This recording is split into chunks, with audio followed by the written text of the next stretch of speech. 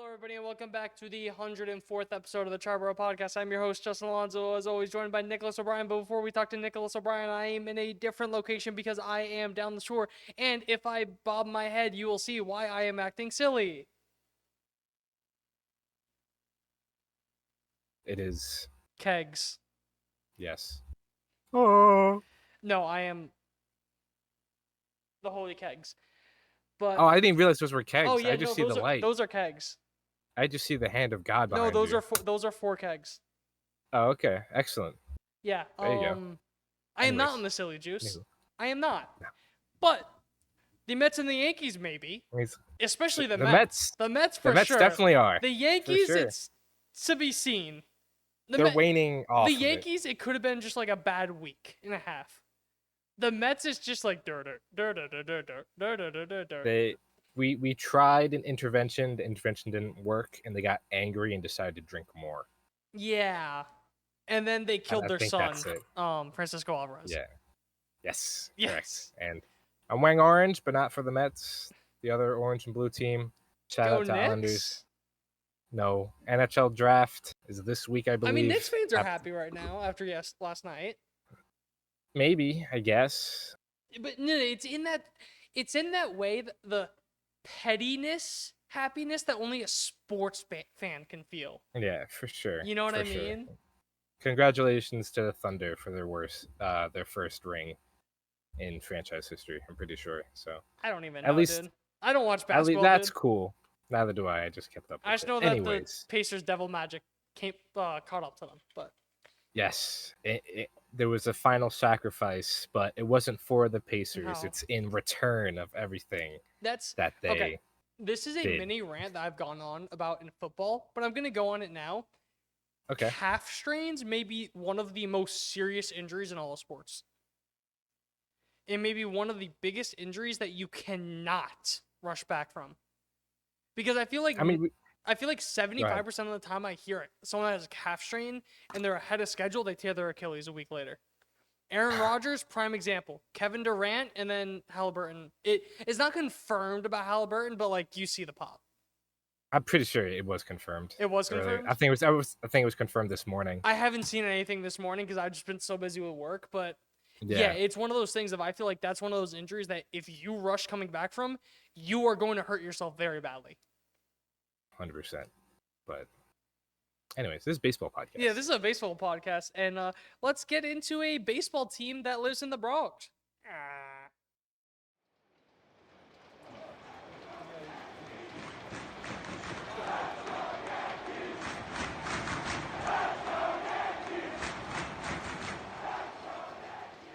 Now entering the Bronx. Hello, everybody, and welcome back into the Bronx. So the Yankees are coming off of a 3-4 week. You lost the first 3 to the Angels, then you won the last game. Took 2 out of 3 against the Baltimore Orioles. All of those games at home.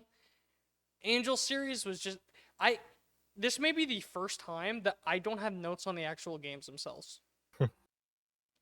Because I wanted to I don't think you want to. No. I kind of wanted to take a look at the roster overall and kind of where we're at. But first, of course, before anything, your injury update brought to you by Triboro MD. Jake Cousins, he officially got Tommy John surgery. It's kind of mentioned. Officially got it. Sucks, especially because another member on this bullpen is very much so benefiting from that unfortunate situation. Luis Gil, good news, threw about 20 pitches in a live batting practice on June 21st. So if you're listening to this on Monday when we upload it, it was on Saturday. His velocity was in the mid-90s. They're saying like 2-3 more live batting practices at least for rehab assignment. Still kind of that late July, early August rehab that we're kind of looking at.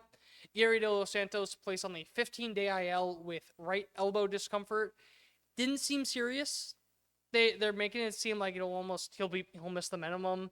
He's also mop-up duty, so that's unfortunate to say that is very easily replaceable. Ryan Yarbrough was placed on the IL with a low-grade right oblique strain. So first off, it's been bothering him for 3 starts. So is that also a thing of the 3 starts you've been bad in? It's been bothering Yeah. you? Is that it's bothering you because you were bad, or you were bad because it was bothering you? Yeah, exactly. But I feel like that's weird that it's his right oblique. No, I Because know. you think You it would said be that. I left. was like, Yeah, that's the only reason why I'm mentioning that was the right side. yeah. I don't know if it's like because you're thinking about it, you're like going like this, so you're doing like a Right. You're kind of like. crunch. You're I was crunching just gonna it. say that you're kind of like crunching it, Yeah, I mean, I guess. but I don't know. pitchers are just finicky. They're fragile I as hope much. that means that it'll take less time. Maybe, possibly, but I think with obliques, you already know how it is. Like it's Yeah. so tough Oh, just like anything in the coming core. back from. Anything like I I think I mentioned on here, but I didn't know for a while that core was anything below your rib cage to your knees. Your knees. Yeah, I didn't. So like your I guess that hamstrings and makes like glutes sense. are part of your core. Yeah. So like anything in that area is very like you have to make sure it's like 100% or it's just asking to get re-injured. Yep. Because I feel like arms you could kind of get away with. Ice machine, if you heard that. Oh, I did it. No, but like there's certain things where it's like you can't rush back from, and it's just Yeah. gonna be painful. No, there are things that like if they're not 100%, they're gonna get hurt again.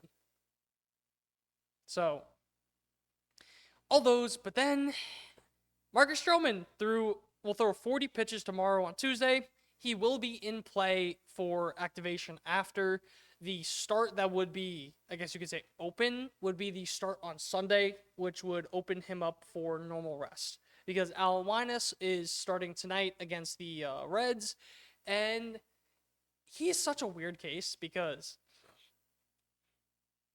sorry, talking a little bit about Alwinus, he is a 29-year-old pitcher that has played in 2 seasons the last 2 years, has not pitched well whatsoever, but he has a .9 ERA in a very incredibly high run environment in AAA.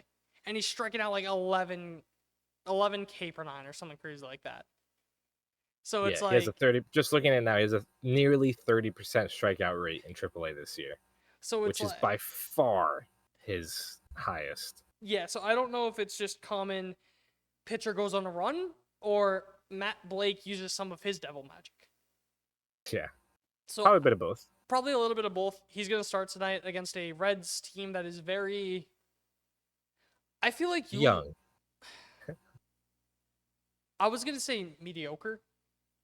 Yeah, But I get that too. mediocre in the sense of you look at 162 game season, they will finish mediocre, but you will have some highs and you will have some lows in games.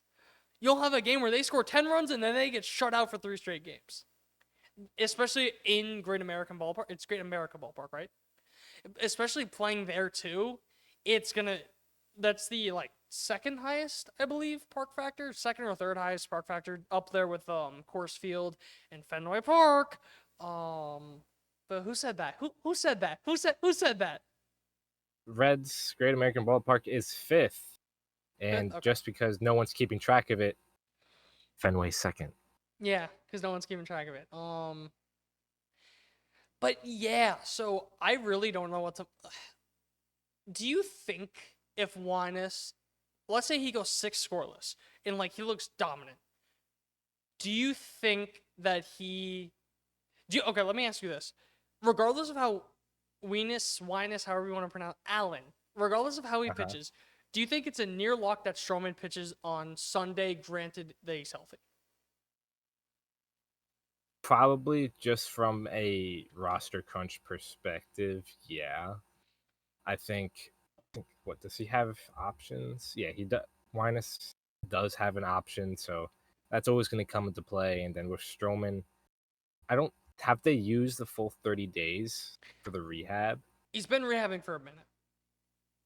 If I they can double haven't, check they're that. very close to doing it. Yeah, so that's the other thing. If it is close to the rehab, then it's just one of those things where like you have to, because then you have to either activate him or claim that he's injured again, which then you're just straight up lying. Yeah.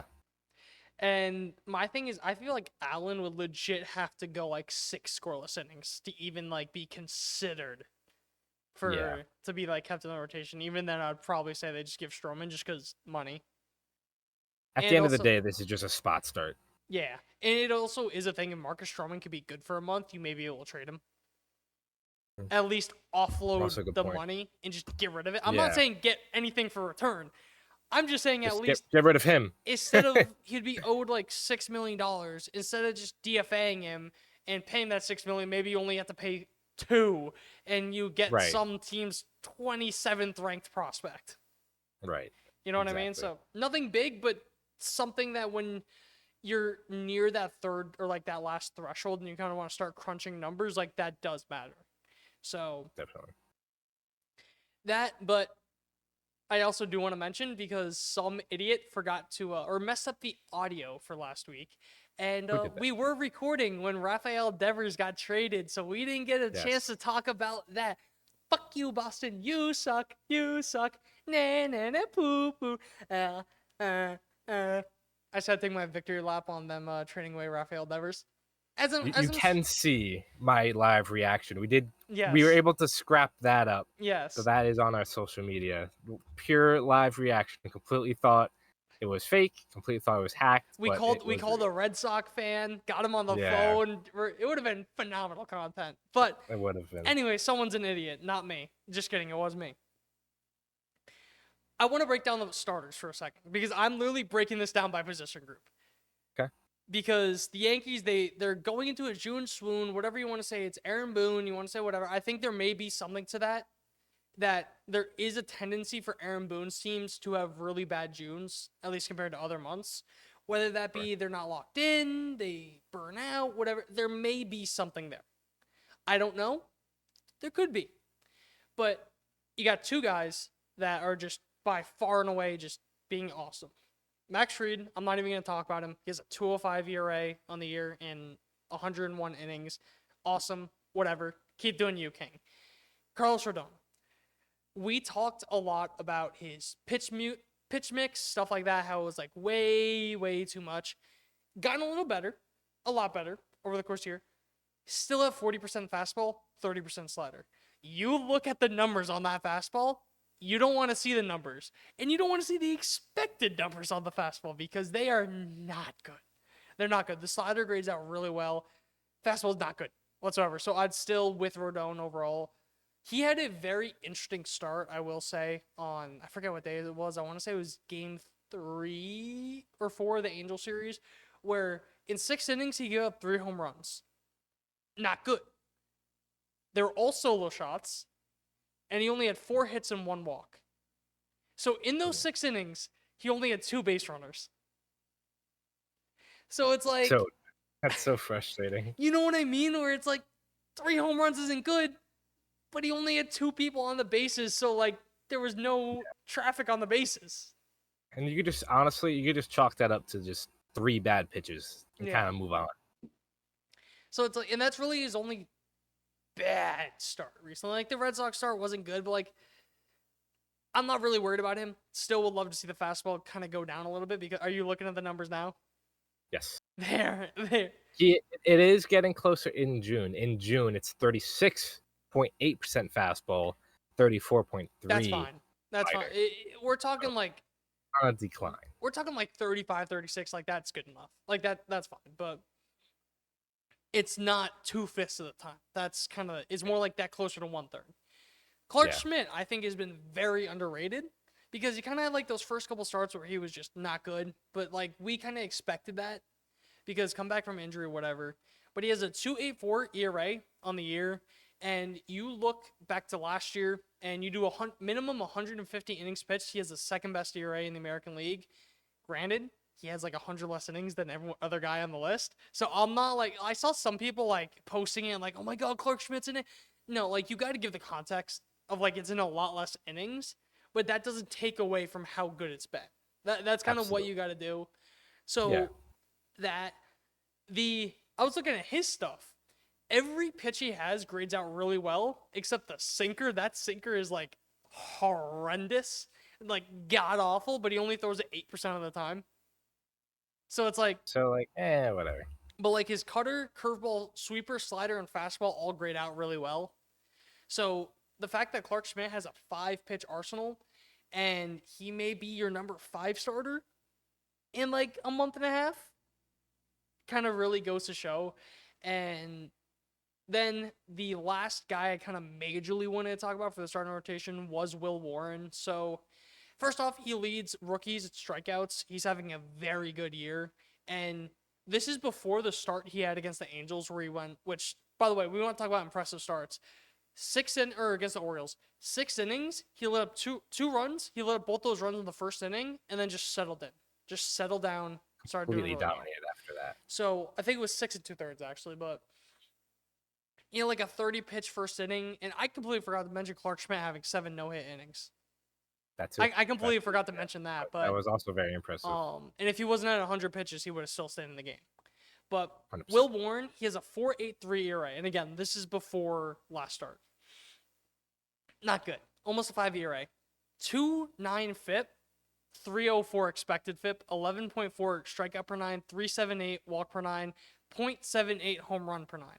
His expected weighted on base has gone down significantly every month. In April, it was like 0.35. In May, it was like 0.295. And now it's like 0.27. So every month, it's significantly gone down. Mhm. So you're just seeing a guy that we all saw in spring training. We all saw the underlying numbers. It's finally starting to take form, and you love to see it.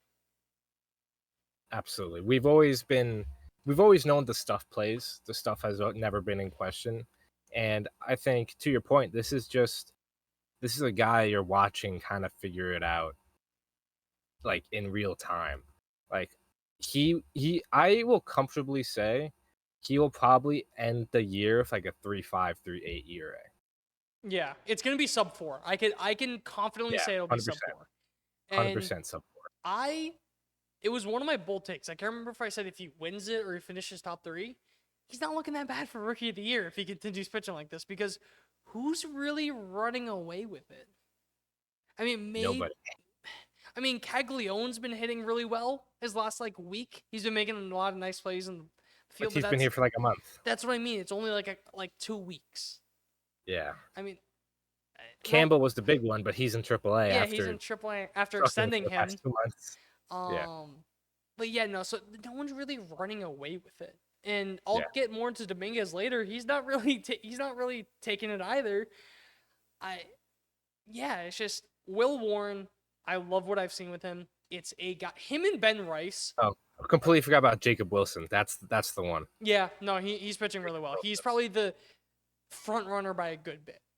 I guess it's kind of like he's not running away with it, but he has a very solid lead. I guess you could say it's kind of He has a comfortable lead as of right now. Yeah, but obviously that could always change. And we'll see him this week too. Is he? Yeah, Will Warren will pitch against him as long as Wilson's starting that game. So Wilson's a shortstop. Yeah. I meant pitch to him. Yeah, okay. I was about to say. No. He's the guy that had like no. the really high like batting average and strikeout. Yes. No, but that's what I meant. He will face him. Yes. Okay. Let me rephrase. Just so we're clear. Yes, I know he's a shortstop. Okay.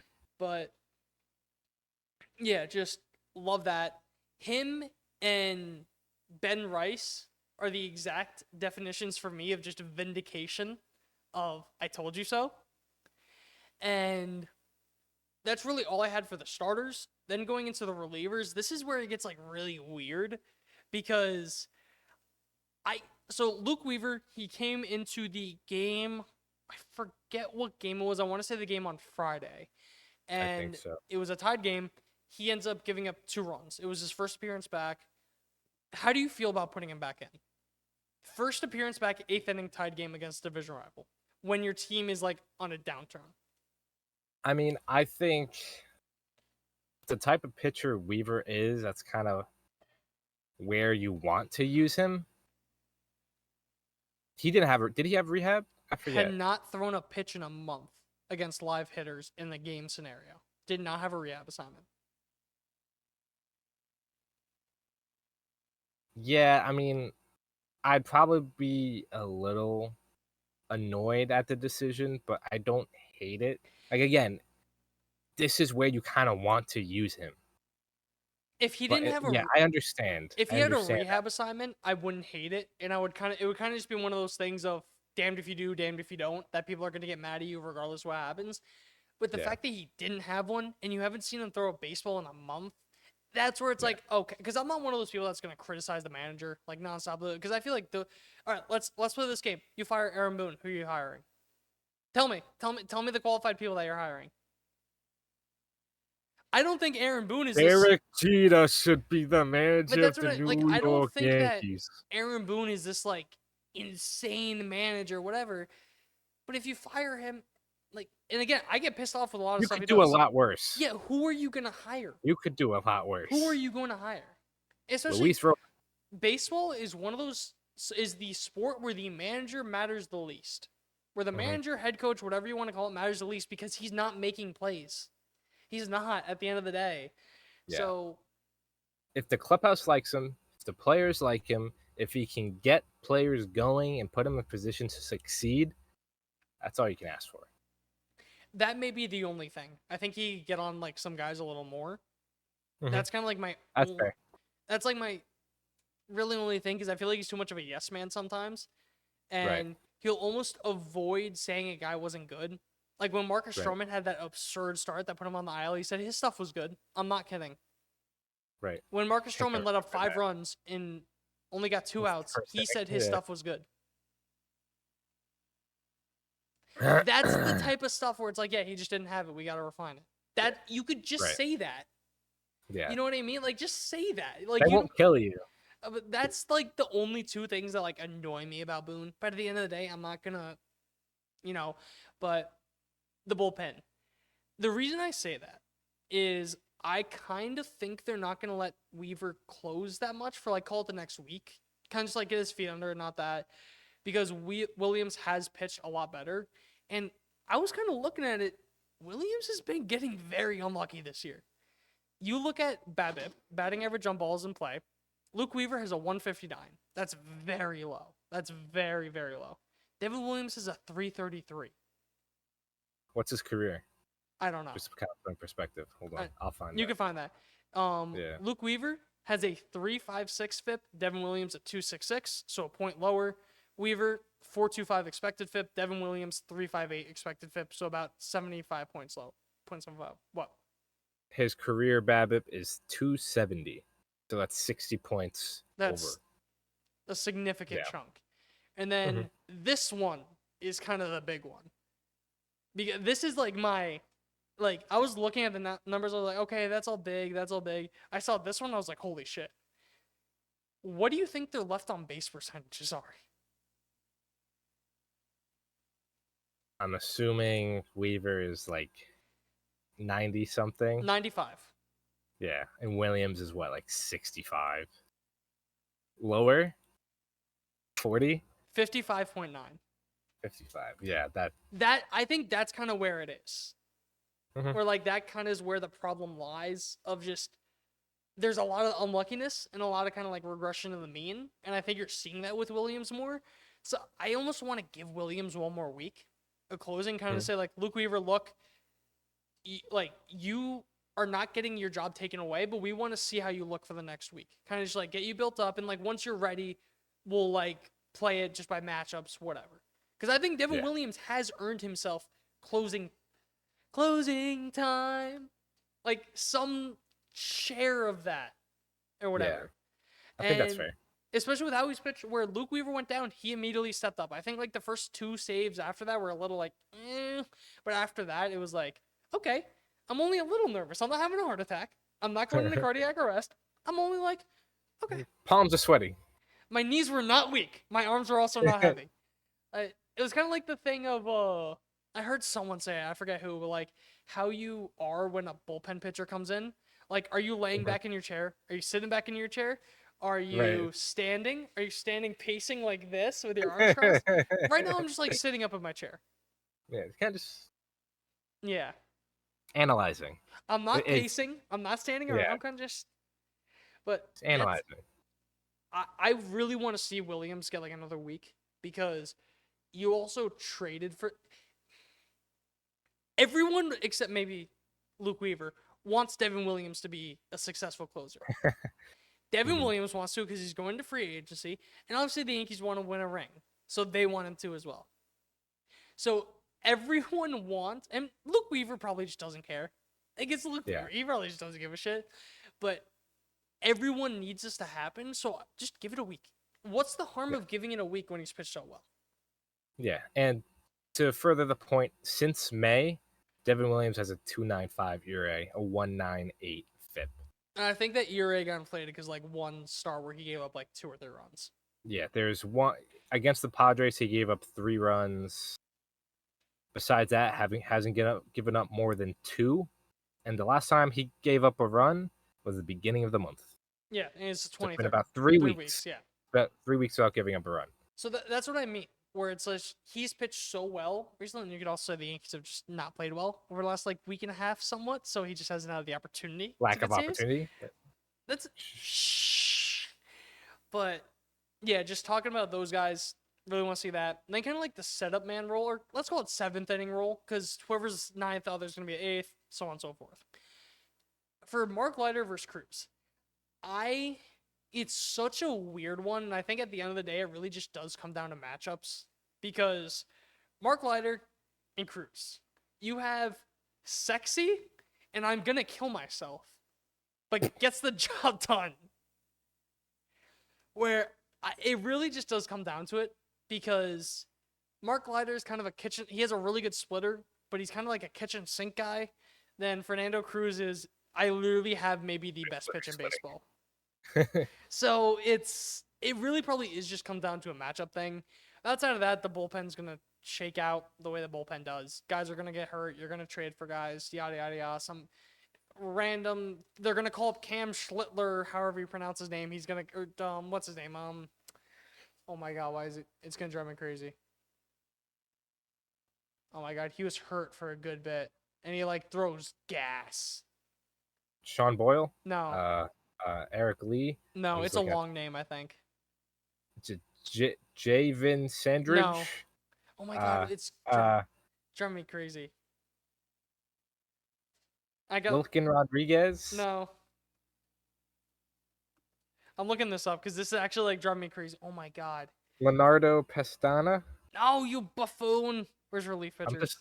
I'm just looking at the AAA roster. I don't know. No, he should be on the 40 man. I'm looking right now. He may still be hurt. Michael Arias.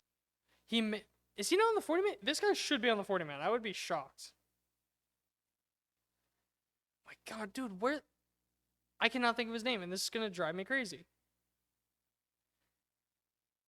Well, Justin finds that. I'll talk about the bullpen for a bit. Yeah. Because I like the bullpen a lot. I think, obviously, I think the biggest need is probably a lefty. Tim Hill has been fine. Clayton Beater. There you go. I think Tim Hill has been fine as, like, the one lefty, but I think Let me say about Tim Hill. Yesterday, I hated Tim Hill. You know what this motherfucker did? What'd you do? He came into the game and walked the first 2 batters. Motherfucker. On, like, 10 pitches total. No! I like Tim Hill, but I feel like there's just so many times where he comes in and he's just, like, not attacking guys. The whole point of you is that you're weird as shit. Attack them. They don't know what it is. Go on. But I think this team either, because I've said it from the beginning, the lefty isn't as important because you have so many guys like Fernando Cruz and Mark Leiter Jr. who have the splitters, which Even is good Devin against Williams. lefties.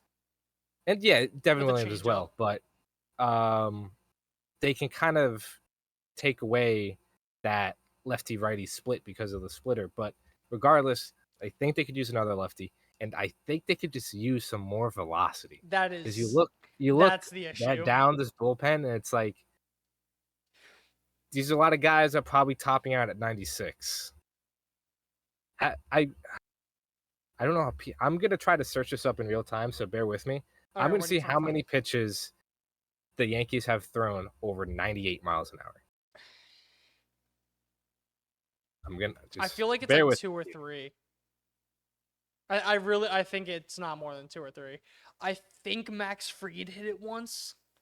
I think, like, one pitch hit 98. But I could be wrong on that. trying to think. I feel like there was someone that came up for like a one day and they got sent down.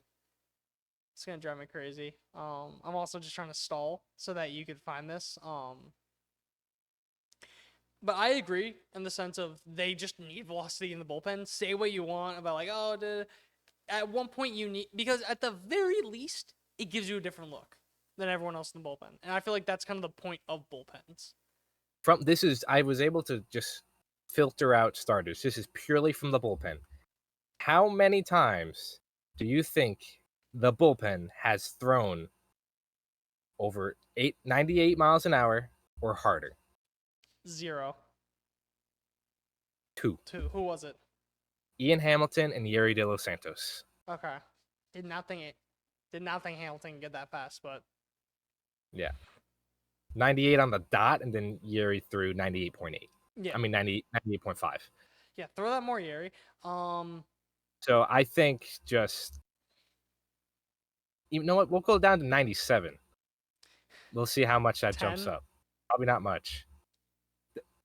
56, which is second lowest in baseball.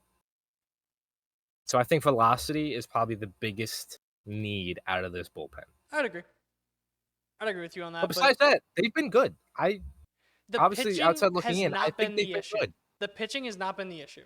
I kind of wanted to Yes. highlight guys because they're either unsung guys, been shit on the past, bringing it, whatever. I just wanted to highlight those guys. This is where I'm going to be a lot more critical because Aaron Judge, okay, you had a week off. That's fine. Don't let it be more. That's all I'm leaving it at. Aaron Judge, you had a week and a half where you weren't that good. Started to pick it back up. Don't make this a talking point. That's all I want to say. All I'm going to say about that. The guy that I have been very, what's the word? Who we shitting on? Supportive of is Anthony Okay. Volpe. And I'm not going to talk about the performance on the field because I still think that people have very crazy expectations to him, myself included. He came in, he botched that double play when Tim Hill got the double play ball, and I believe it was, what was it? Was it Friday's game? I forget what game it was, but Tim Hill came in, got a double play ball, and Anthony Volpe booted it. Can't do that. And he had like an 0 for 24 stretch, and then on Saturday, he had a 3-hit game, which even then I still think people are kind of like overhyping, because do you know the exit velocity of one of those hits?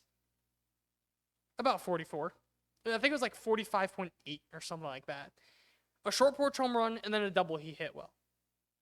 So at the end of it, it's not like he had like 3 or 4 like, oh my God, he hit all those balls 100 miles an hour. Obviously, you can't take away the stuff, but that was really the only offense you got from him in, call it a week and a half. And I am fine if Volpe is a streaky player. I know some people may not be. Like, obviously, I want to be a little more consistent. But if he's streaky and he's in, like, he's hitting 7, 8, 9, that's completely fine in my opinion, especially with how good he's been against lefties. But the issue that I have with him that pisses me off so much, and I don't know if I should blame him or the hitting coaches. Have you seen the chart of his stance over the last 3 months? No. Okay, so Baseball Savant has a new thing where you can look at like stance angle, kind of stuff like that. In March/April, Anthony Volpe's stance was open by 1 degree, and he had an attack angle of 11 degrees, pull error percentage 12.5. He had a 350 expected weighted on base, 92 average exit velocity, 11.3 barrel. Very good. That is Good a stuff. very solid player. In May, he went to 2% closed. So he closed it by 3% or 3 degrees. His attack angle went down by 1. So that's whatever, 11, 10. That's kind of like small enough to be like, I'm not going to really harp on that. Negligible. 8.7 pull air ball. Okay, that went down 4%. That's a good bit. Barrel percent went down 3%. Exit velocity went down a little over 2 miles. Expected weighted on base went down 60. Then you go to June. His stance 5 degrees closed, 8 attack angle. So the attack angle's gone down 3. His pull air percentage is 8.7. His ground ball rate is 56.5, which is about 13% higher than any of the other months. His average exit velocity is down another 4 miles an hour. So that's about 6 miles an hour. or 7 miles, 6 miles an hour from the previous two ones. His barrel rate's down to 6.7, so almost cut in half of what it was in March/April. Expected weighted on base 268, so about 80 points lower than what it was then. If it was just a thing of he wasn't hitting well, whatever, just stuff like that, whatever. But when you literally see that his stance closed 6 more degrees, his attack angle's gone down, and he's flattening out his swing, and he's not pulling the ball in the air, I mean, if we could see this, how are they? Because, like, you could say what you want about, like, hitters, like, oh, yeah, they should have the information, they should do it. This is the job of a hitting coach. This is quite literally the job to analyze this stuff and be like, hey, you know what? Your stance is a lot more closed. You're flattening your swing out and it's not really working. You should go back to it. So Unless go on. this is what they want from him. Why? Which would be another issue in itself. But that could be what they want. I don't know. Because I don't thing with know, Anthony Volpe is I always thought that the criticism was unfair. So I'm not going to really rag on a guy when I think it's unfair. But when we have data that literally says he is just changing his approach, whether like significantly, and it's not working, whether that be because of him, which I don't really think, because all you hear about, he's like one of the most competitive guys, he's the hardest working guy there, yada, yada, yada, all that bullshit. I don't really think this screams something like that. He may just not be noticing, because at the end of the day, a 6 degrees change over 3 months can feel like nothing. It could just be like a fraction of a degree. Next thing you know, you're 6 degrees more one way. And someone needs to tell him, hey, you should go back to doing what you're doing. I don't know who it is. It pissed me the hell off seeing this, though. I think, again, kind of, not to rag on it too much, but the fact that he's so closed off, a lot of the guys that are closed off at least have, like, elite bat speed. Like, I'm looking at it now. Ketel Marte, His bat speed has Pete gone up, Alonso. though. Over the last Right, 3 years, it's gone up a good bit. Even then, it's still Not elite. average. It's not elite. Right. Yeah. So, yes, it's gone better, but the Pete Alonso's, the Ketel Marte's, Giancarlo Stanton is like the epitome of closed off. You look up closed off in the dictionary. It's Giancarlo Stanton. And a lot of these guys have elite bat speed. Not good bat speed, not above average bat speed, elite Like bat top 10 speed. in Because baseball. if you're all the way back here, you need to accelerate that bat as quick as you can to then pull it. Forget about hitting the ball. If you want to pull the ball, Anthony Volpe does not have that bat speed. He doesn't. He just doesn't. At the end of the day, he just doesn't. So he needs to be more, if he wants to pull, which again, this could be what they want from him, which is again another conversation. But if he wants to pull the ball, it better not be. Let's just say that. He needs to open up because he is gonna get beat inside, and because he's gonna be trying, maybe not trying to, but because of his stance, because of his bat speed, he's gonna get jammed, and he's gonna be trying to go the opposite way all the time. Yeah, it's annoying because like if we can see this, why aren't the Yankees doing anything? Like that's really all it comes down to, and I don't want to harp on him because I do have a lot more to talk about for the offense, and we've been going for a little bit long. But really quickly, one of the few shining spots, Jazz Chisholm has been phenomenal since coming off the IL. Since June 3rd, he's in 17 games, 21 for 60, 350 batting average, 4 doubles, 3 home runs, 8 walks, 11 RBI, 9 run, 4 stolen bases, 987 OPS. And it's also worth noting that he single-handedly won them Sunday's game. He knocked in 2 runs and scored 2 runs. They scored 4 runs. So he is responsible for all 4 runs. He literally won them that game. And the whole shoeless Jazz, the whole whatever, this, that, whatever. I work at a baseball camp, a youth baseball camp, for those that don't know. There were kids talking about shoeless Jazz today. I heard people talking about how Jazz lost his shoe while running the base and how he single-handedly won them the game. Amazing. I just thought that was funny, but anyways, Jazz, phenomenal. And then, because I'm kind of lumping it all together in like the regulars, the kind of guys that you can consistently rely on to be in the lineup. You have Judge, probably in right field now that Stanton's back. He's probably going to be like relegated to right, especially because you want to get Rice in there, you want to get whoever in there. So Judge, Volpe, in Jazz at third base. I kind of think those 3 spots are locked in. Pick your catcher, whether that be Wells or I got Escara on any given day. Or Rice.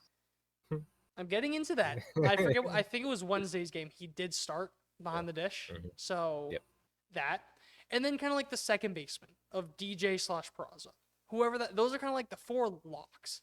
The positions that you have to make up are center field, left field, first base, DH.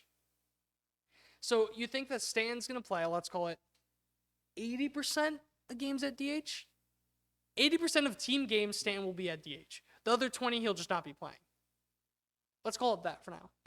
Then you think what? Ben Rice probably 15 and then Judge 5%? Maybe? Just because you want to keep Judge off his feet and still get him in there? That probably sounds about right. Then first base, I think Paul Goldschmidt's probably going to be the guy that gets hurt the most. Because it almost looks like this is kind of either him or Dominguez, or maybe even both of them. It looks like this is kind of going towards a platoon. Because Goldie's platoon splits are drastic. We've talked about that in the past, but they are still very, very big, and he's cooled off in general, but not against lefties. And Ben Rice has started to pick it up. He had a home run. I forget which game it was. I want to say it was in Saturday's game. Saturday. And he also had a home triple. run and double. Oh, it was a triple. You're right. He legged out a triple. He hit for the cycle over the last 2 games of the series. That's just a thing to say, like, he had 4 hits over 2 games and 3 extra base hits. That's I'm not saying, oh my God, Ben Rice for no, that's not what I'm saying. But then you get the center field, left field, which is kind of like center field's going to be either Grisham or Bellinger. Left field's going to be Jason and Bellinger. I think that Bellinger just has to play because he's so elite defensively. He's so awesome defensively. Trent Grisham has been it's annoying me because Cody Bellinger is your best center fielder defensively, and he rarely starts in center field. And it's just so annoying because Grisham's jumps are just so bad. They're just so bad. Like, you look at every jump he has, and he's like -10 average feet below average. And it's like, bro, that's horrible. Like, how do they not see his jumps are just this god-awful? And then you got Go on. What'd you say? I was going to say, and yet he's average at the position. It doesn't make sense. But then Jason Dominguez, Cody Bellinger, this is where it sucks because Grisham's been like up and down. He may start to hit a little more, may not. But I don't know.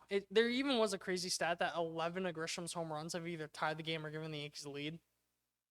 He's clutch. He is clutch. And I think he has 12 home runs on the year. So it's like something like that. Yeah. You could find that now, but I'll look it up. He has 15. 15, okay. But it kind of feels like Bellinger and Goldie are going to be the guys that get kind of screwed, but I don't know. I think even maybe a sleeper, maybe Escara, because instead of playing, let's call it 3 games in 2 weeks, he's probably going to be like down to 2. Goodness. What? Trent Grisham has a 247 WRC plus and high leverage. Yeah, he's clutched. No, he's clutch. He's clutch. But then again, he's also come off the bench and done that. So it's also like... But at 88 with men in scoring position. High leverage is so finicky. I know. Whatever. But... Grisham is just that guy. Yeah. So it's like... It's the stash. I don't know, because like Jason Dominguez, like, he's been very up and down, but he's shown when he gets consistent time, he plays better. And it's annoying that because there's not an easy solution. The splits aren't helping. They are not. Excuse me. He has not gotten better against lefties as the season's gone on. He just hasn't. He's a near 800 OPS player against righties and an unplayable bat against lefties. I'm going to use a quote from the ESPN2 broadcast last night because I watched a little bit of it when they were talking about, Sosa?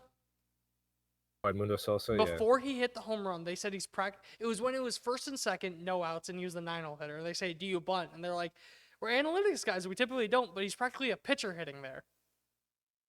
And then, fucking... Yeah, but that's what it is almost like with Dominguez as a lefty. He's like a pitcher hitting. I still think you give him time as a righty, he may become a league average guy, but you kind of can't wait right now. No. You kind of can't give him that runway, especially with how much of a logjam you have right now. I don't really see a runway for it, but at the same time, he may get because I've always been, let's wait till the end of the season to see if you want him to be a switcher or not. He may get forced out of it, honestly. I think the other part, the other part of the conversation is when Dominguez struggles as a righty against lefties. On the other side of things, you have Cody Bellinger, who is hitting significantly better against lefties. So you have kind of like a match made in heaven, platoon-wise, right there. Mm-hmm. But it's also at the same time, Cody Bellinger is so consistent and he's so good defensively, and I think significantly better than Grisham defensively, that I don't want to relegate him to a platoon bet. Yeah, no, neither would I. But I think it just against lefties, it kind of against lefties, he should 100% be an over Dominguez. That should almost be a lock in it. Yeah. And help that Grisham is also pedestrian against lefties. That's another thing you're, too. You're kind of just like. I would almost. Okay, I think I got it. I would start Dominguez in Bellinger against lefties, because then when there's a righty, you could pinch hit Grisham, and you could have him in a big spot. Guaranteed to have him in a big spot. Okay. Just because of how good he's been in high leverage. Yeah, that's probably the move. Because then that at least gives Dominguez a little bit of run. Not a lot, but a little bit more.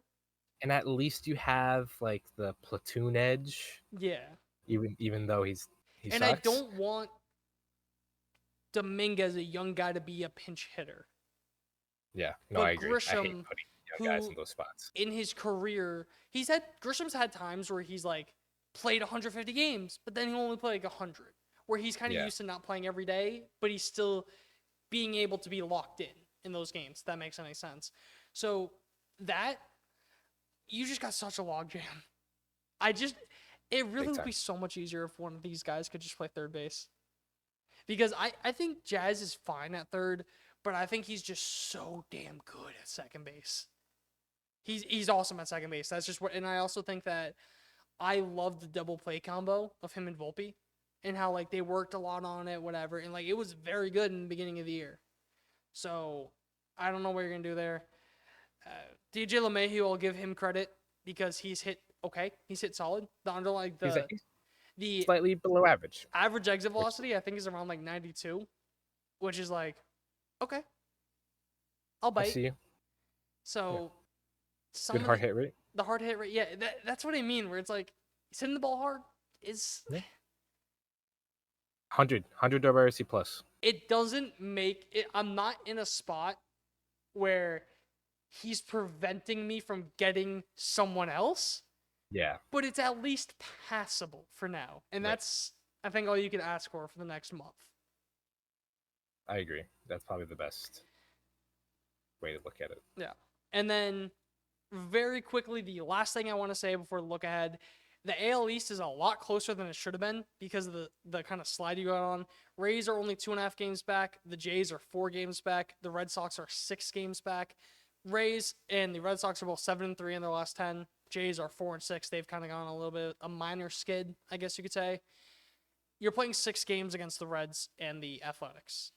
You're playing in one of the 5th most hitter-friendly ballpark, and then you're going back home. Totally. You need to go at least 4-2. I don't think that's that crazy to say, but you got Alan Juanes versus Nick Lodoto tonight.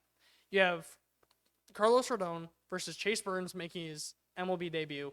He was the number 2 overall pick last year's draft. He is insane. He's a very good pitcher. Duff monster. Him and Hunter Green in a rotation just makes me want. Luckily, they don't have to face Hunter Green. I think he's still hurt, but yeah. Yeah, but just the idea of having both of them in that rotation is like you said, the Reds are young. And then you got Max Fried versus Brady Singer. Singer's had an up and down year. Hasn't really your boy done what you would expect him to do. I think he's hovering around like a 4.5 ERA, somewhere around there when I looked at it last night. How much of that is because of the ballpark? Who knows? But guess what? We're playing in that ballpark, so it doesn't matter. And then against the Athletics, it's the Athletics. Just take 2 out of 3. Like, Yeah, their pitching is not as good as I thought it was going to be. They've really struggled. I think you're missing Severino, if I'm not wrong. hasn't Severino been horrible though? He's been probably what everyone expected. Or at least He's been recently. like a 4 I think 5. recently I he's don't know like. recently. I think there was He something I has saw a about, like, 4.42 on the year, but I guess let's see. there was something I saw where he had like really bad numbers. Let's see, since May he has You could do it. You could do it. a 5.37. Yeah. So, So it's like but you're not recently facing him, so it doesn't really matter. regardless. But Yeah. yeah. Oh no, you are. I lied. You are? Okay. You are. Yeah. That'll be his. Did he pitch at Yankee Stadium last year? No. So this will be his Missed it. homecoming for Yankee Stadium. Yeah, that's so, true. Yeah, because I know he pitched at Citi Field, right? Against the Yankees, I don't think he pitched against the Yankees at all. I'm pretty sure he Okay. missed them both times. Okay, whatever. But I know he pitched this year in Oakland, in Sacramento, California. in California. Yes. So, first time him back at the stadium. He was a sacrificial lamb last time they played him. Hopefully we continue that trend. I'm sorry, Sevy. I love you. Yeah. But that's it. The Yankees now have to take care of business. You are about a month away from the trade deadline. You don't really have guys in the minors that are going to come up and make a difference. Spencer Jones has 15 home runs, but he is striking out way too much right now. That is a very big issue with him right now. You have in George Lombard, I don't care. He is not playing in the major leagues this year. If George Lombard is on the MLB team, he either had a Barry Bonds stretch or we are fucked. Yeah. Something went incredibly wrong or incredibly right. Or something went very bad or unrealistically right. I think is the best way to put it. I agree. You don't really have guys that are coming up this year that are going to make a difference. Then again, also at the trade deadline, I mean, outside of maybe a Eugenio Suarez, and he's horrendous defensively, not really that many guys that I have my eye on. Right. And I doubt the D-backs sell. Because my thing too is like the Yankees, I don't think like you'll never complain about getting more pitching, obviously, but like maybe a bullpen arm here or there, like that's not going to really cost you that much, but you're not going to get a top of the line starter. You have that kind of figured out because of everything that I just talked about. You have the offense, you already have a logjam in the outfield and let's call it 2 spots in the infield catcher. You really only need a third baseman, and unless they force Ben Rice to play third base, you're probably going to get that outside. Coming from the outside. And I don't know who that is. Right. Yeah, if it's not Eugenio, slim pickings. And even then, that's being generous. So I don't know what you do there. You got to figure that out. I've talked for a lot longer than I meant to. So I'll let you take us off if you have nothing else. Yeah, I don't. So with that being said, let's go enjoy some Queens baseball.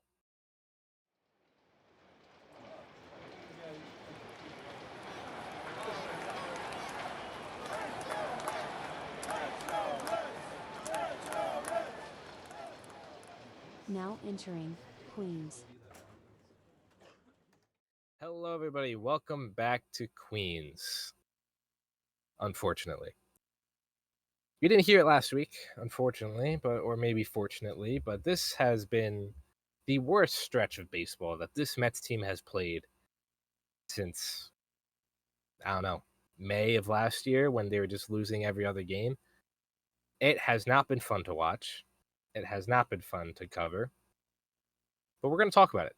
Unfortunately. They went, unfortunately, 1-5 this week, swept by the Braves, who then lost to the Marlins and lost 2 out of 3 to the Phillies. But before we get into that, as always, your injury report brought to you by Triboro MD. Frankie Montas is coming back more out of necessity than anything else.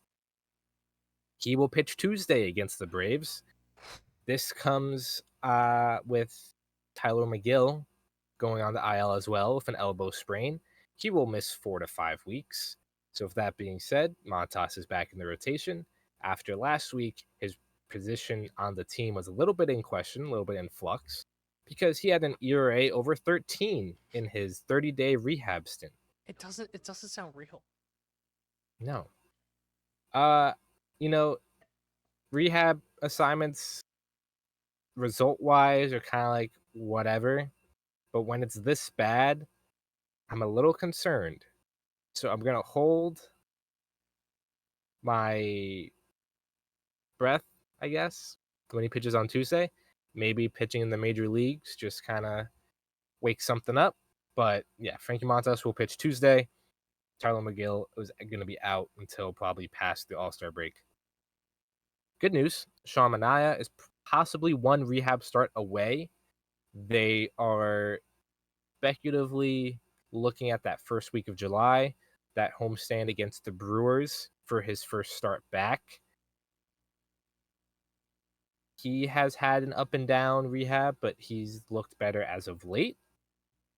Moving on from that, Max Kranick, another elbow sprain. He will be shut down for 3 to 4 weeks, so we'll not be seeing Max Kranick for a while.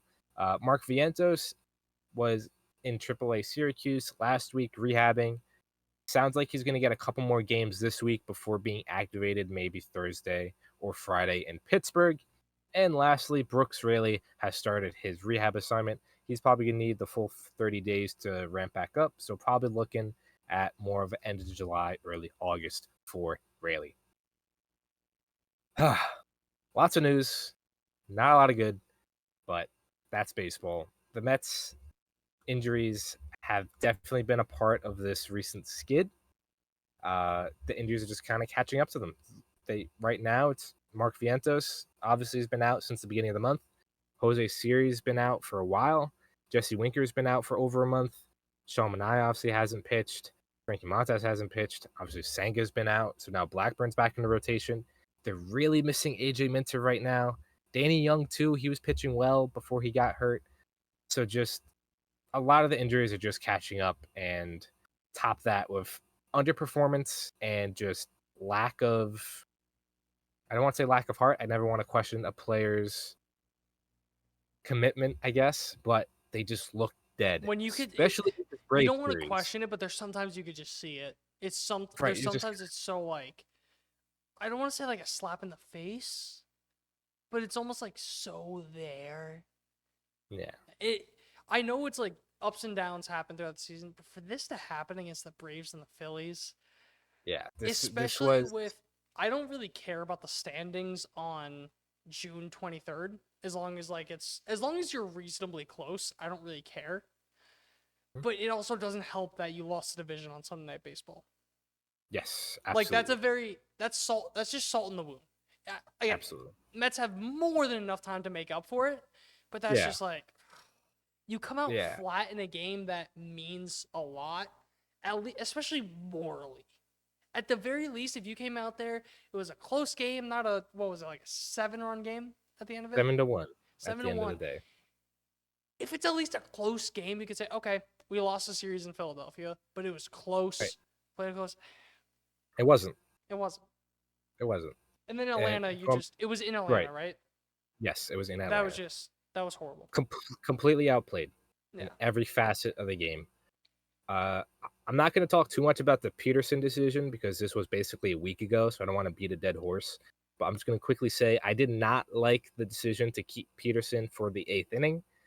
Coming off a complete game shutout, I don't think it was a good idea to push that starter into the 8th inning of a 3-run game, I think it was at the time, which is still close. I understand the pitch count was under 90, if I'm remembering correctly. He was absolutely dominating the Braves.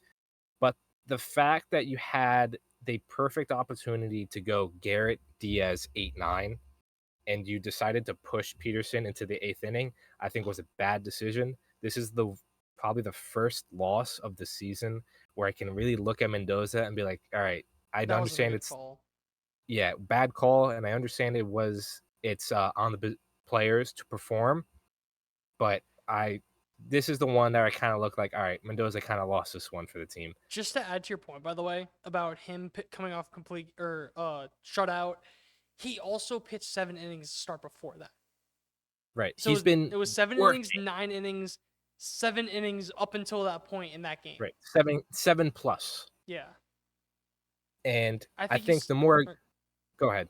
I was going to say you saw that in the Philly start, kind of maybe you saw the result of that. But Maybe, yeah. But what's it called? I think the more egregious thing was not only allowing Peterson to start the 8th inning, the fact you had nobody ready to go in from the beginning of the inning, or at least, starting to warm up at the beginning of the inning, I think was also a bad decision, and it just completely blew up. The Mets completely handed that game to the Braves. And then in game 2, Chris Sale pitched a excellent game and then broke his rib on a play to keep his shutout alive. You just kind of ran into a pitcher on top of his game. That's really all that happened in game 2. And then game 3, you just completely shit the bed. That's it. You completely outplayed. Maybe only in game 1 there was kind of like a sense of, okay, maybe you could win. Didn't really get that the rest of the series. And then Philadelphia. You have a prime opportunity in the first inning against Zach Wheeler, bases loaded. You do not score. Going to come back to bite you. Blade Tidwell looked better than he did in St. Louis. I was honestly so impressed that I would be willing to give him another start in the majors, but the Mets decided otherwise, sent him back down after that game. At least you won one game, I guess. And then Sunday Night Baseball, like you mentioned, Justin, was just another uncompetitive game as well. Jesus Luzardo just completely owns the Mets ever since he was a Marlin. And it just felt like they didn't show up. They weren't ready to play. So I really don't have much to say about the series themselves. We can just kind of talk more overall and talk about the one big story from yesterday. But just got completely outplayed in Atlanta and Philadelphia. Really not any other way to put it. You didn't hit, you didn't pitch, you didn't execute, and the bullpen was also not great. So with that being said, the pitching has continued to regress and or get injured, as you just saw with the injury report. Over the past 30 days, the Mets are 15th in team ERA, 15th in team FIP, 15th in team pitching WAR. That's probably, they're just becoming more what we expected. I think saying that if they were an average starting or an average pitching staff coming into the season, I think a lot of Mets fans would have agreed. I think a lot of other fans would have agreed as well. But over the past 2 weeks, when this stretch has really kind of started, they've been one of the worst pitching staffs in baseball. Point blank.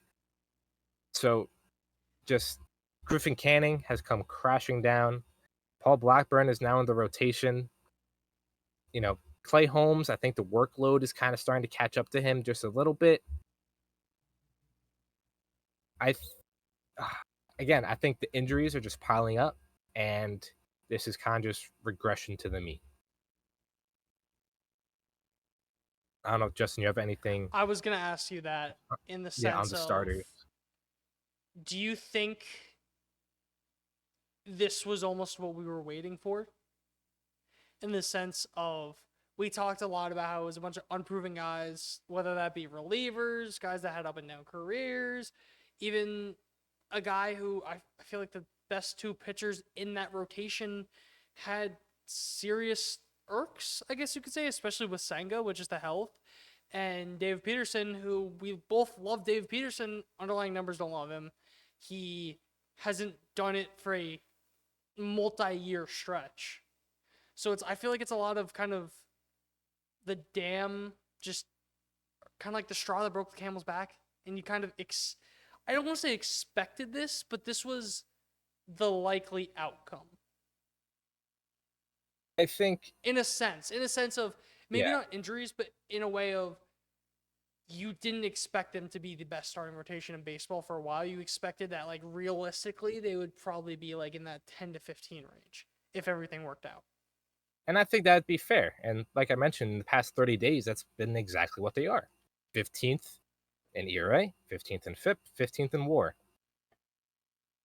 Honestly, going into the season, if that's where they were overall, I would have thought they'd be in a fairly good spot. Not to say they're not in a good spot now, but given what we thought this offense could do, if you had an average pitching staff, We I said think that that'd how be many okay. times that Exactly. if the Mets can be top 10 in pitching, the Mets would be a top 5 team, top 3 team. Right. And they've been, even after this tough stretch, I believe they are still top 5 in ERA as a team, which just goes to show how well they've been pitching up until this point. But yeah, to an extent, I do think this was kind of expected in a way. I think you'd be kidding yourself if you really thought that this team was going to be the best pitching staff in baseball the entire year. I think the way Griffin Canning was pitching was not based off of luck, but I think hitters just didn't adjust to his new, I guess, not tactic, but just his way of pitching, kind of pitching backwards with the fastball and the slider and all that. And we've talked about that a lot in general, just in MLB or in sports in general. You can adjust, but the great ones adjust back after getting adjusted too. Where it's just this constant game of adjusting, because once you figure something out, someone's going to figure out how to stop that. How you bounce back from that is what separates the truly good guys from the guys that would just be flash in a pan. Yeah. And look, if you told me Griffin Canning would have a 3.9 ERA in nearly the end of June, I think everyone would sign up for that. Yeah. It's just been such a tough stretch that it just seems like everything is not going the Mets' way. And to an extent, it kind of always just feels like that, where, again, you get good pitching, but the offense doesn't hit. You get good offense, but the pitching doesn't do its job. You have a lead and the bullpen blows it. That's just kind of what the last week and a half has been for this team. But yeah, I think this was just kind of, it seems like everybody is regressing to the mean at the same time. And, I wouldn't even on the say flip regressing side, to the mean. It almost feels like the hard regression. You know what I mean? Yeah. Where it's like you're trying to regress to the mean as quickly as possible by absolutely sucking. Yeah, that's exactly how it's been. It's just, it's one of those things where you have a guy who's overperforming, he gets shelled, and now you look at it, it's like, oh, okay, that makes sense. It's That's almost kind like of what we were talking about with the Reds in the Bronx, where it's like you'll look at it at the end, they'll be mediocre, but it's the highs and it's highs the and the lows. lows. We are currently at the low. Yeah. Very much the low. So it's been frustrating, but look, you hope Frankie Montas brings something. At the very least, brings innings, good innings, average innings, and then Sean Manaea should not innings. Sean Manaea should be back not too far after that. And then, all right, you're kind of cooking. And then Kodai Senga today spoke with media. He says a rehab assignment is on the horizon. He's been throwing. He's keeping that arm loose. So hopefully it doesn't take too long for him to come back either. It comes down to the offense. And I wanted to talk about this after, but I'll bring it up now because it just so happened to come up. Yes, they've been kind of blown out in a few of these games, but I also think it's a product of the offense not scoring early, thus putting Pressure Mendoza in a poor spot. Yeah, putting pressure on the pitchers as well. Because if it's 4-0 in the 7th inning, and you really don't have a momentum as an offense, I'm not bringing in Reed Garrett. I'm not bringing in Edwin Diaz, obviously. You're not punting, but you're not playing it like a playoff game, I think is the best Right. way to put it. It's going to be Jose Castillo. It's going to be Chris Davinsky. It's going to be Tyler Zuber, Ty Adcock. 6-7 guys in the bullpen. Right. And then they give up runs, and you look at the end of the game, it's like, wow, you got blown out 8-0. But I think it comes back to the offense. And then also once you get down that bad, the offense why even bother? Let's just get to our They dinner kind of lay. It reservations. just seems like they kind of just lay down and die. Yeah. But a big part of that is the bottom of this order, 6 through 9, is a massive problem. 6 through 9, their projected batting order on Fangraphs, which includes Jared Young, Luis Torrens, Brett Beatty, and Tyrone Taylor. This is all weighted runs created plus. Jared Young, 82. Luis Torrens, 84. Brett Beatty, 84. Tyrone Taylor, 79. These are 15 to 20% below league average hitters that cannot turn over the lineup to guys who are hitting. Francisco Lindor, yes, has been slumping. I do think that toe is starting to bother him. Brandon Nimmo has picked it up. Juan Soto has picked it up. Pete Alonso has been pretty consistent. Jeff McNeil has a 131 WRC plus. This bottom of the order is not turning over the lineup to get the big guys in good positions. Look, if you add Starling Marte to that group, you add another above average hitter as he has a 113 WRC plus. But the bottom of the lineup is such a massive black hole that they just cannot hold any momentum. And I think that you saying turning over is the perfect phrase, because you look at that, you think, what, that costs, let's call it Soto, Lindor, Alonso, all one at bat every game. Let's just call it that. They are so bad that they are costing all three of those guys one an at bat. At least. That is 3 at bat. Because I'm being conservative. That's 3 at bats from your 3 best hitters you're wasting in a game. That's 21 in a week. Right. That gets to a point where it's like, yeah, you could deal with 1 or 2 of those guys, but when you got 4 consistently playing, I will give Torrens a pass because of catcher, defense, whatever. But Jared Young, my boy, haven't you been DHing at points? Yes. I'm so disappointed in Jared Young. Everything he's done up until this point to get called up, the not striking out, taking his walks, not getting himself in bad counts, completely out the window. He's striking out over 30% of the time. He's walked 5% of the time. He's whiffing over 30% of the time. He's chasing nearly 30% of the time.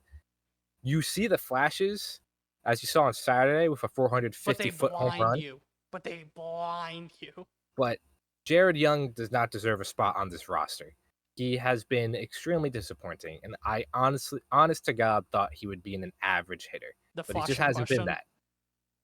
Yeah. What is it, the Men in Black? Yeah. And Brett Beatty was good for like 2 weeks, 3 weeks, and now we're kind of back to where we are with Brett Beatty. And Tyrone Taylor, I'm not going to rag on him too much because he's the perfect, I keep saying, he's the perfect 4th outfielder forced into a starting role. And that's only because his defense is so elite. He has his flashes on offense, but you can't expect him to carry an offense. And that's before getting into Ronnie Mauricio, who has a 59 WRC+. It's almost like we said he wasn't ready. Does not look like a major league hitter at all. And he's been playing pretty consistently as well. I'll give him this. He looks a lot better as a lefty than he does a righty. I'm pulling it up now, but his splits are so drastic.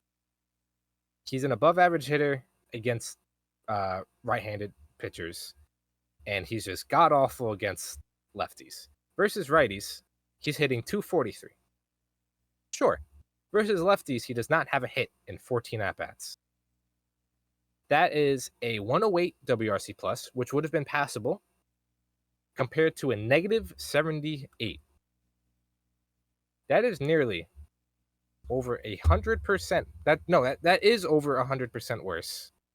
That's nearly almost 200% worse than a league average hitter. He's not ready. He doesn't look ready. And he's not taking competitive at-bats. When Mark Vientos is back, I 100% expect him to be the corresponding move. That being said... And that's not because Mark Vientos has been good doing hot. It's just because you've been doing so bad. Vientos is like 2 for 17 in his rehab. But this team desperately needs Jesse Winker back and Mark Vientos, hoping that Mark Vientos can be a league average hitter.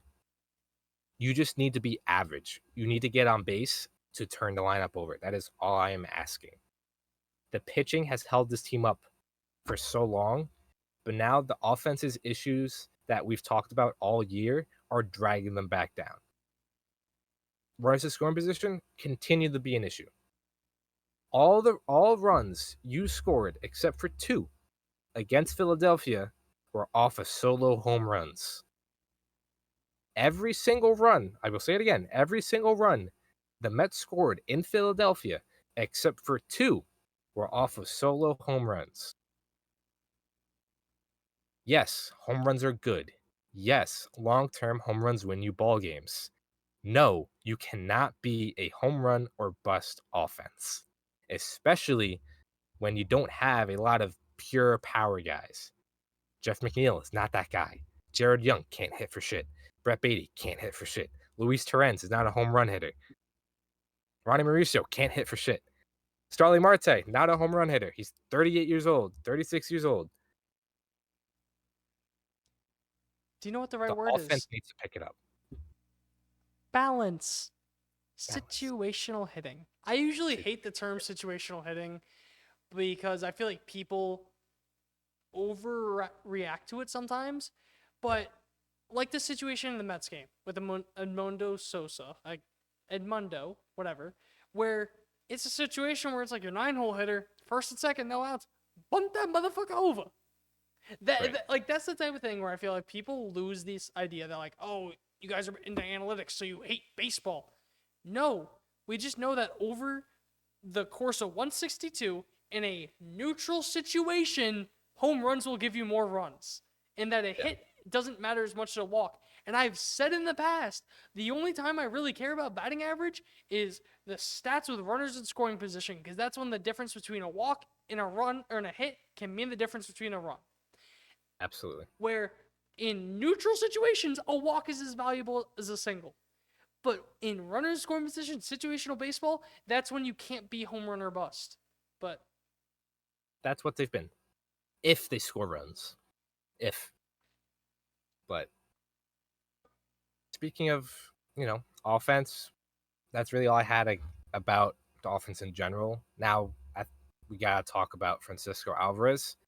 On Sunday, Francisco Alvarez was sent down to AAA.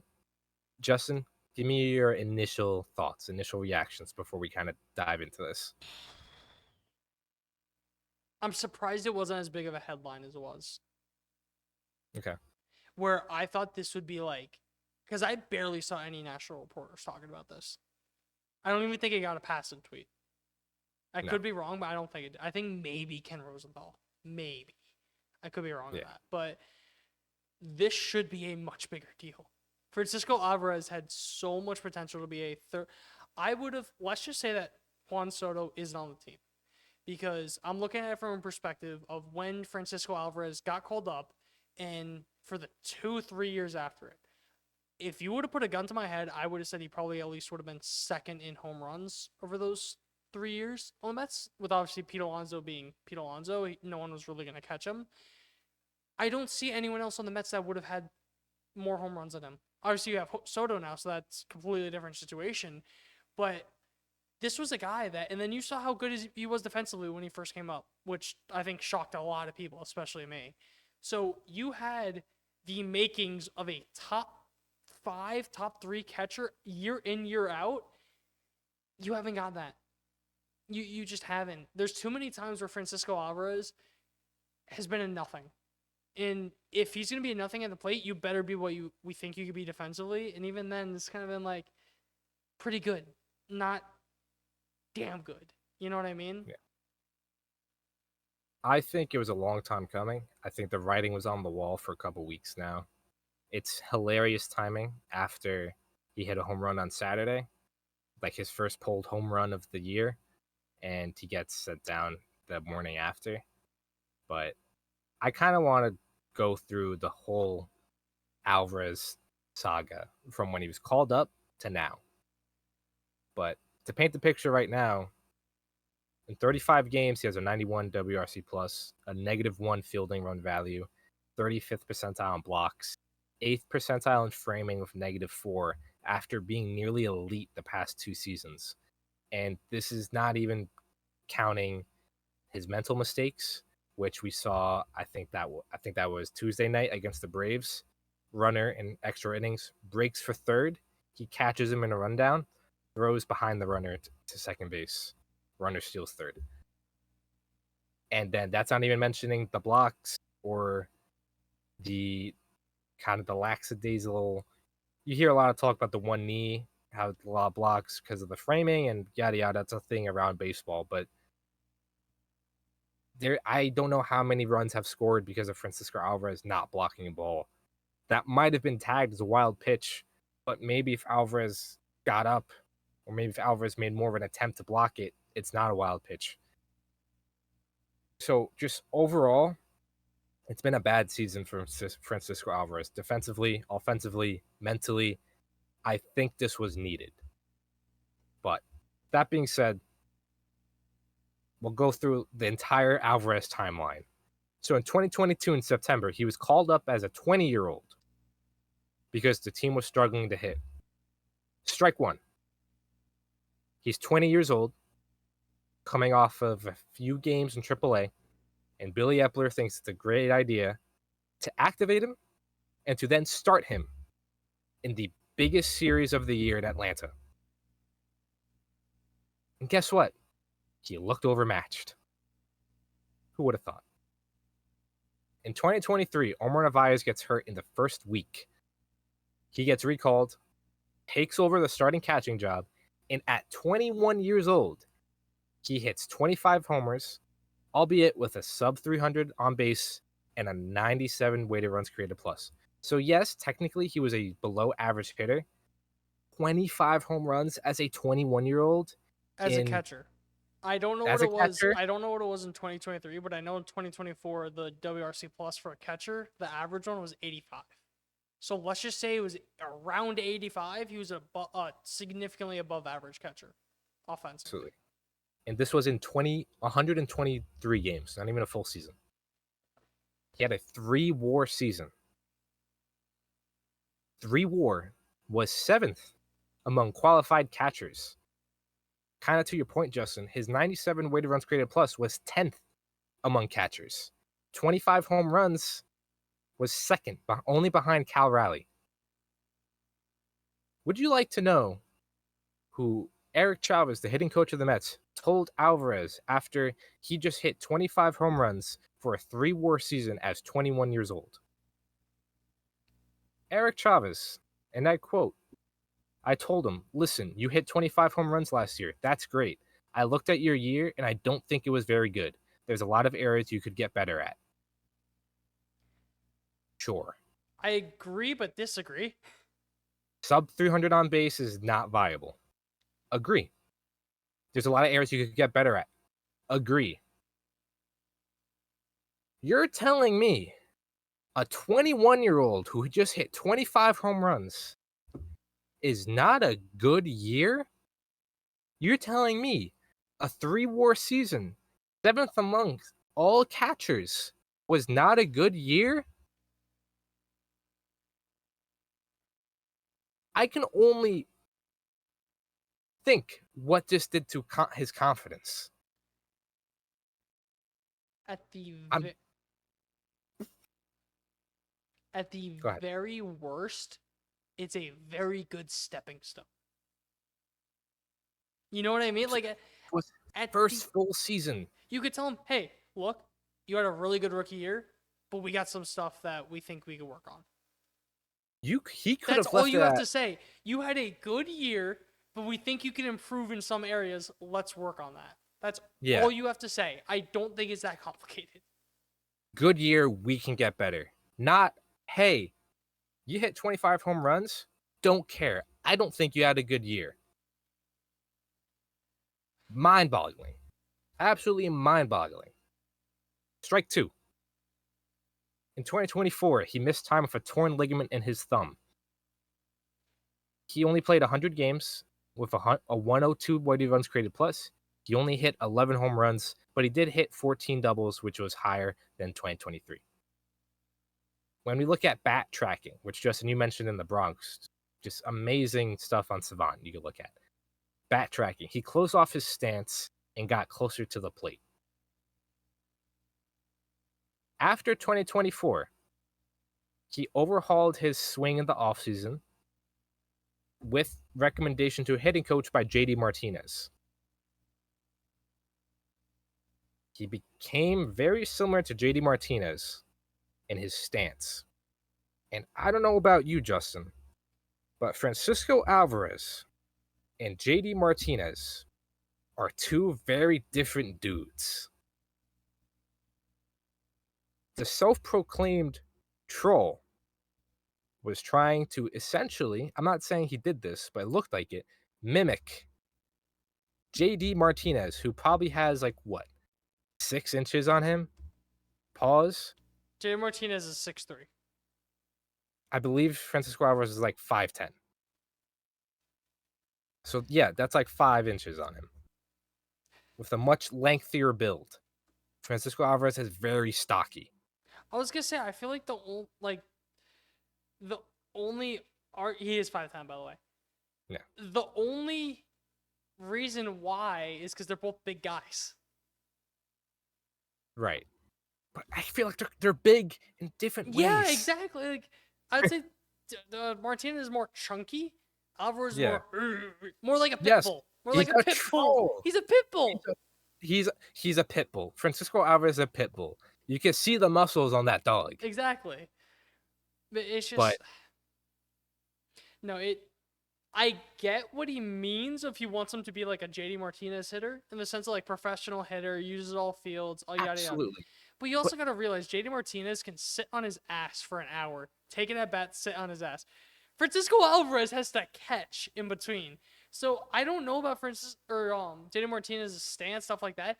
But who's to say that is a stance that's viable for someone who is literally crouched down for 95% of the game? Yeah, I don't know. And I'm also... JD Martinez made a career going opposite field. He's tall. He's lengthy.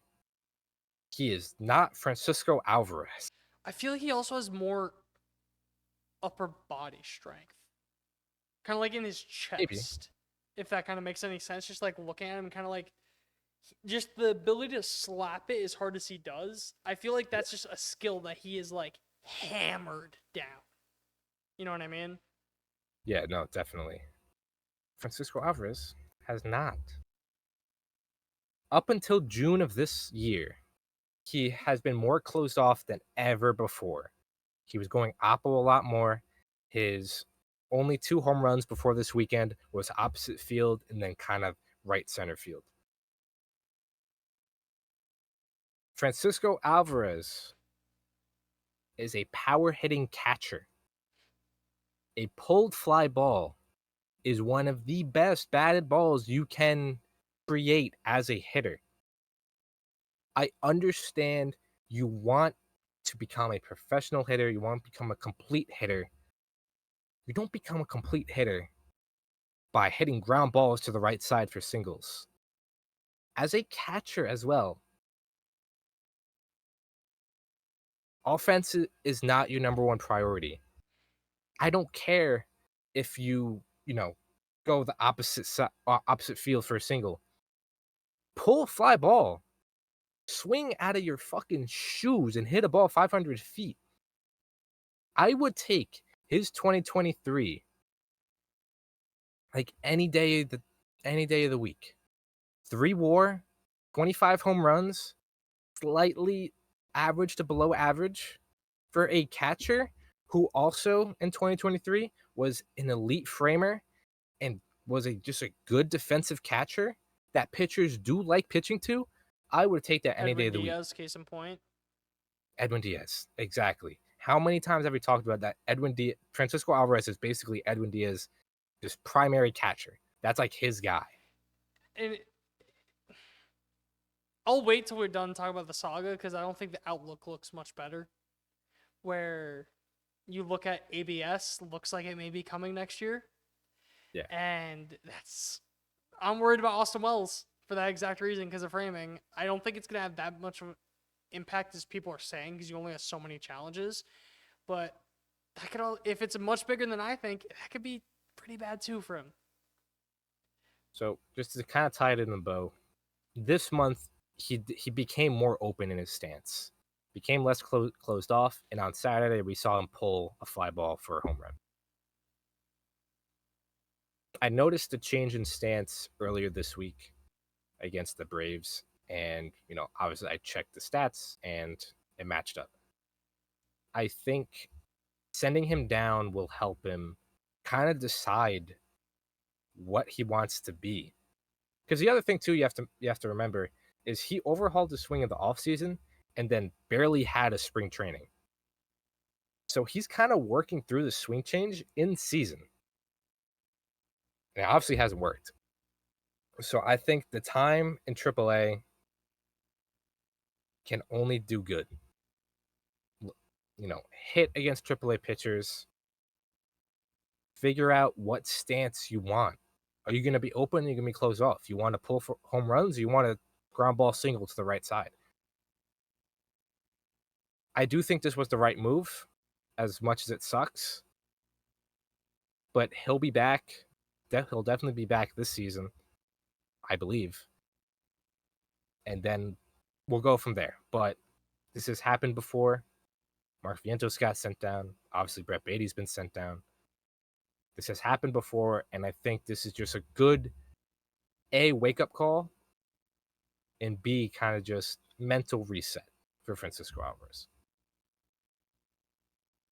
But that's all I had on him. If you had anything else to add, I think he's just been kind of mismanaged from the beginning. I think that's the best way to put it. Like, what are we doing? Like, 20 years old, tossing him to the most important series of the year, ridiculous. 21 years old, hit 25 home runs. Hey, you had a bad year. Ridiculous. but at the same time, it's almost like that quote from Whiplash, where I forget the drummer or whatever they're talking about, but how, oh my God, what's the actor's name? Bald guy, Invincible, Jay Jonah. J.K. Simmons. J.K. Simmons. J.K. Simmons says Charlie Parker, that the next Charlie Parker would never be discouraged by that type of stuff.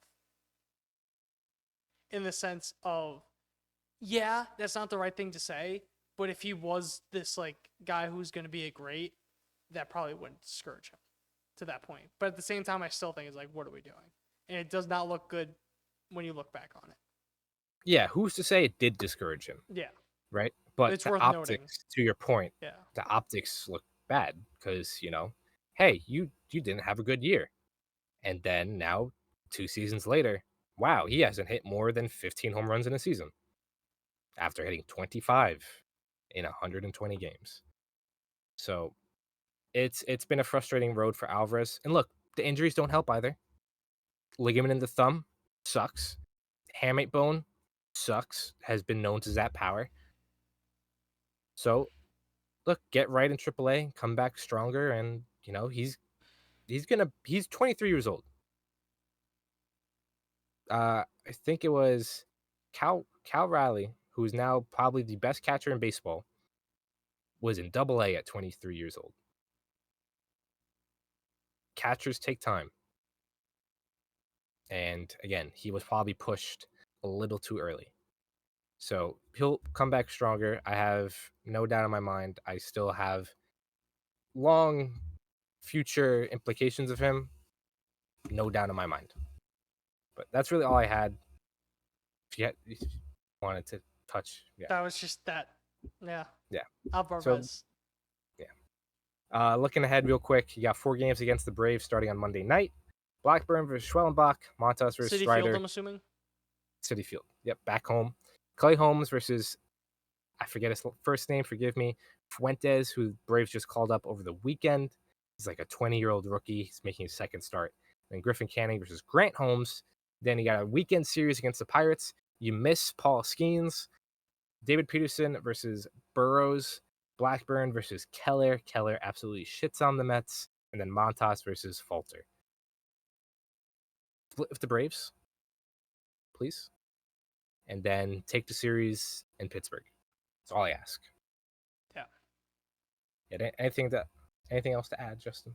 I was like trying to think of like the only thing I can really think of is that the Pirates may have experience against Montas, but even then, like, how much does that matter because it's the Pirates? But that's what I was thinking of when you were saying a look ahead. I was just thinking like, who's played against who? Who's been in the division with who? Right. So, I mean, No, I got not forgetting. Good point. Eh. But regardless, play better. Offense needs to pick it up. Bottom of the order, somebody step up. Okay, I will say Somebody, this. for the love of God. You cannot lose that Braves series. 4-game At least series split. are weird. Like, they're always so weird. I feel like you could significantly outplay a team but still split. If you lose that series, that is horrible. Like, I'm sorry. Like, that is... I'm I not agree. calling it a June swoon yet. I think it's just a bad week. It's a June swoon if you lose that series at home. At the end of the day, they've played 500 ball in the month of June, which again isn't bad.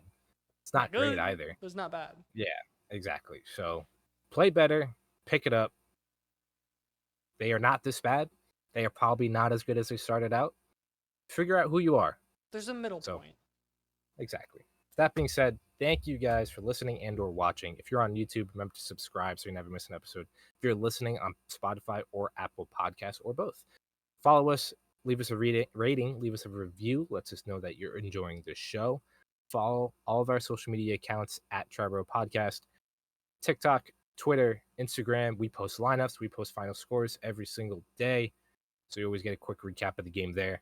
Thank you guys so much again for listening and watching, and we'll see you next week with another episode.